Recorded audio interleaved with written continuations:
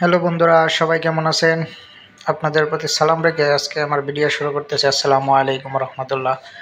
আজকে আপনাদের সাথে শেয়ার করব গরুর গোস্ত কারির রেসিপি। তার জন্য আমি 5 কেজি হাড় ছাড়া গোস্ত নিয়ে নিয়েছি। তার জন্য আমি এখানে 1 কেজি 250 গ্রাম বড় সাইজ করে কাটা পেঁয়াজ দিয়েছি। জিরা গুঁড়া দিয়ে দিয়েছি 4 চামচ। আমি এখানে হলুদ, মরিচ, ধনিয়া আগে থেকেই পানিতে গুলিয়ে পেস্ট করে রাখছিলাম, সেই পেস্ট দিয়ে দিলাম পরিমাণ মতো।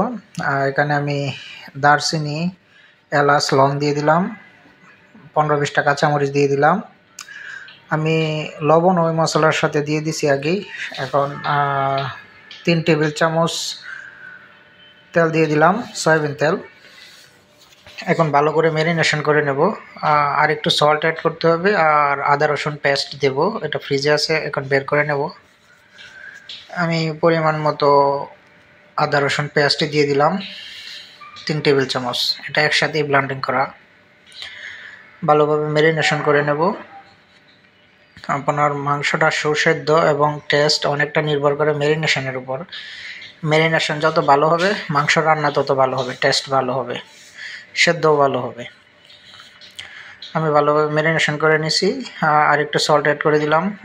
মশলা চেকে দেখলাম যে লবণ একটু কম হয়েছে। আপনারা চেকে পরিমাণ করে নেবেন যদি এইভাবে আইডিয়া না করতে পারেন। এখন একটু পানি দিয়ে উপরের মশলাটা ধুয়ে দেব যেন সবটা ভিতরে চলে যায়। আমি এখন আর কোনো পানি অ্যাড করব না, এই পানি দিয়েই কষানো শেষ হবে। পরে একটু লাস্টের দিকে একটু জল দেব। আমি প্রফেশনাল কুক, কিন্তু ভিডিও বেশি দিন ধরে করি না, এটার এডিটিং করার সময় পাই না কাজের ব্যস্ততার কারণে। যেরকম পারছি আপনাদের মাঝে নিয়ে আসছি। ভুল ত্রুটি ক্ষমার দৃষ্টিতে দেখবেন, সবাই পাশে থাকবেন। আমি ম্যারিনেশন করে রাখার পর চুলায় বসিয়ে দিয়েছিলাম। আমি 30 মিনিট রান্না করার পরে ফিরে আসলাম। এখন এটা কষানো প্রায় হয়ে গেছে। আমি এখন পানি অ্যাড করে দেব আর 5 মিনিট পরে।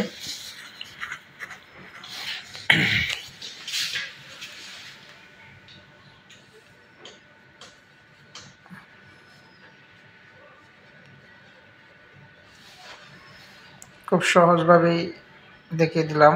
গরু গোস্ত রান্না করা অনেক ইজি, একবার বসায় দিলে হয়। পরে শুধু একটু জাল করে পানি দিয়ে পরিমাণ মতো ঝোল রেখে নামিয়ে নিলে হয়ে যাবে।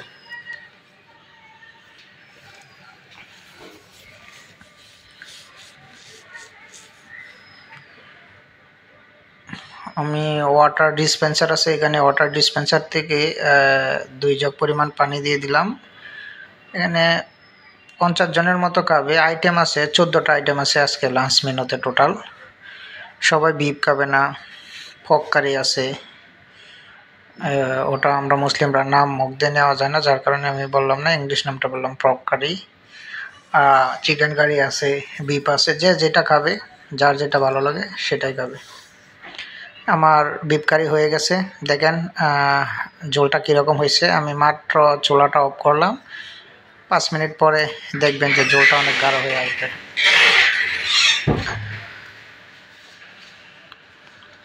দেখছেন তো কীরকম হয়েছে। আমার কারির প্রশংসা তো আমি করব, আপনারা কমেন্টে বলে যাবেন। তৈরি হয়ে গেল মজাদার বিফ কারি রেসিপি। অসংখ্য ধন্যবাদ সবাইকে। সবাই আমার ইউটিউব চ্যানেলটাকে সাবস্ক্রাইব করে দেবেন।